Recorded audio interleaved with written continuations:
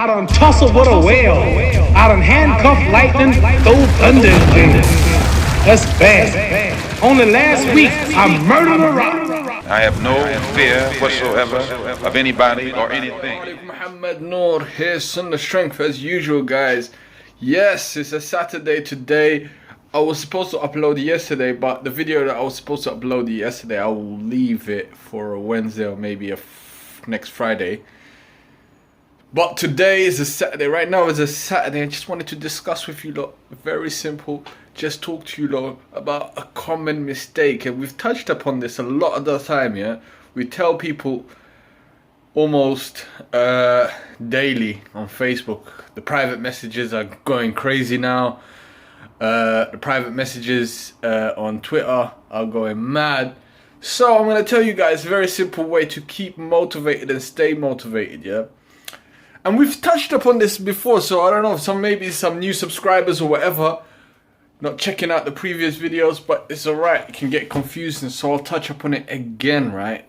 Here, let me tell you my experience, yeah? When I first started to, train, yeah?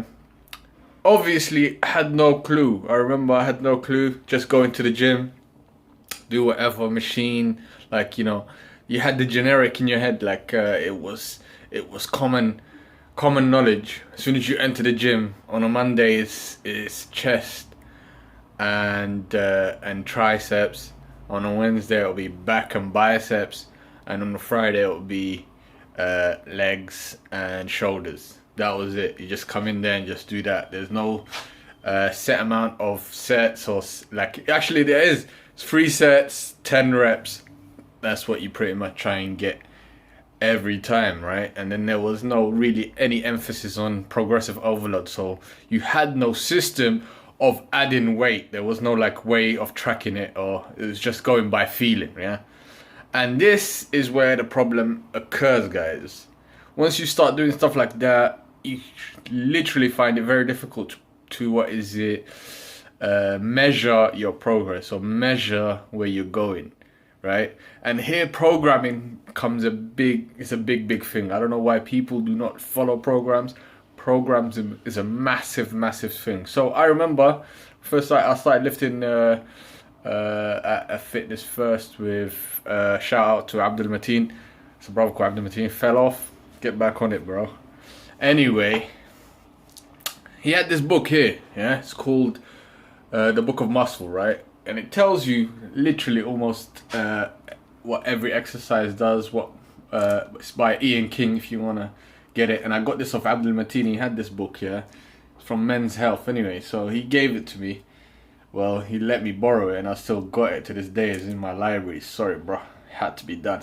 So anyway, got this book, started looking through it, and then it gives you a program, like a beginner's program in it. And what I started to do is started to follow it, track it, implement it, and then move on to this. Got like a beginner, intermediate, and advanced program, I believe. So that's my case, right? Obviously, I quickly, after going through this, I quickly went on to other programs. Me personally, I like to experiment, right? As soon as I feel a particular program is not sufficient to what I want, or it's getting tedious, I like to change it up. Roughly every 2 months I like to change it up. But obviously there's core lifts in there, like deadlifts, like squats, not deadlifts recently because I got a little lower back issue and I'm due to have a scan, and hopefully it's not a herniated disc, or what you call is a slip disc. Hopefully it's not that, but if it is, then I kind of have to do some rehab work. But anyway, programming, guys, it all depends as well what you want to do, right? And I like to help with your motivation, guys. There's no use going into the gym and saying I want my chest this. It's better if you go into the gym knowing that you're working out for performance, like you have a competition, maybe an endurance marathon run sometime in April, and then you're training towards that, or you've got I don't know, a powerlifting competition or something like that. Anyway, something that will help you reach whatever your goals that you've set yourself, or you're an MMA fighter and you've got a fight and you need to get ready for that fight. This will help you obviously stick to whatever you need to stick to, and stick to the program. Stick to the days that you need to work out, stick to the times that you need to do it, and more importantly, stick to what types of food you eat. It's all about here, guys. Get it here, and also get it jotted down, because at the end of the day, I was watching a video on a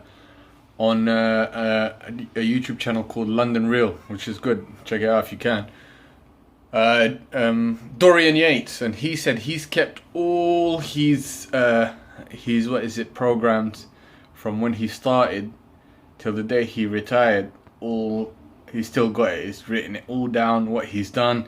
So then that's a library for you in the future. If you do go down the route of training people or training individuals, you know what kind of works, what doesn't, what is sufficient, what's functional, what's not, what's just show, what's just useless movements.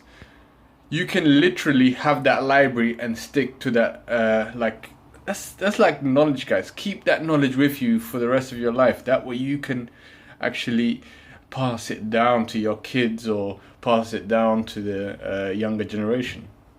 Yeah, and also it helps you remember from where you started. Sometimes I know I'm getting a lot of questions saying, I've been doing this for so long, but I don't see any results. The reason why you're not seeing any results is because you're not tracking what you're doing. You're not recording, or you're not documenting what you're doing. So take pictures, write down weight that you're doing, reps, sets, everything. Write it down, guys, and believe me, in the long run, you'll be like, whoa, I jumped from here to here. But when you don't write it down, you just think it's normal. Oh, I'm still on 2 plates each side.